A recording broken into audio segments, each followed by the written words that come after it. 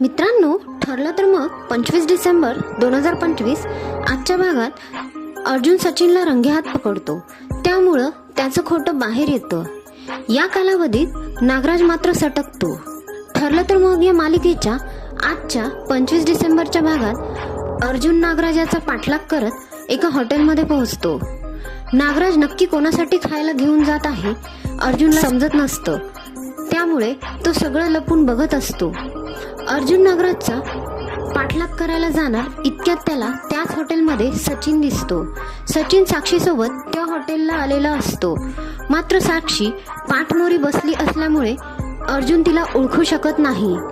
आपल्या बहिणीच्या नवऱ्याला एका परस्त्री सोबत पाहून अर्जुनला खूप मोठा धक्का बसतो. दुसरीकडे नागराजने महिपतला किडनॅप केलेलं असतं आणि तो त्याच्या समोरच दारू पीत बसलेला असतो. महिपतच्या तालावर नाचणारा नागराज त्यावेळी त्यालाच तरसवतो.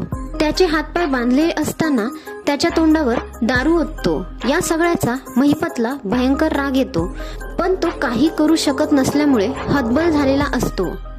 तर प्रियाला महिपत कुठे आहे याची चिंता असते. मागच्या वेळी जेव्हा महिपत आणि नागराज एकत्र आलेले तेव्हा त्यांनी तिच्या खऱ्या आईवडिलांना शोधून काढलेलं. यावेळी पण जर पुन्हा तसंच झालं तर ते खरी तन्वी ती नसल्याचं सत्य सांगतील याची तिला भीती असते. त्यामुळे ती सतत नागराजला फोन करत असते, पण नागराज काही तिचा फोन उचलत नाही. सायली सुमनला समजावते की तुम्ही आता निर्भीड होऊन वागा.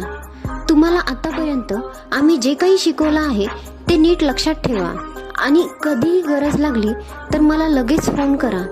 मी मध्यरात्री सुद्धा येईन. सायलीच्या बोलण्यामुळे सुमनला धीर आलेला असतो. दुसरीकडे सायलीचे लक्ष अर्जुनच्या फोनवर असतं. अर्जुन नागराजचा पाठलाग करतोय असंच तिला वाटत असतं. अर्जुनला भरपूर मेसेज करते, कॉल करते, पण तो काही उचलत नाही. कारण अर्जुन स्वतः एका मोठ्या धक्क्यातून जात असतो. पण अस्मिताच्या नवऱ्याला म्हणजे सचिनला एका स्त्री सोबत पाहिलं हे आपण सायलीला आता सांगायचं की नाही असा त्याला प्रश्न पडलेला असतो. इतक्यात साक्षी वॉशरूमला गेलेली असते तेव्हा तिच्या नजरेला अर्जुन पडतो. त्याला पाहून ती घाबरते.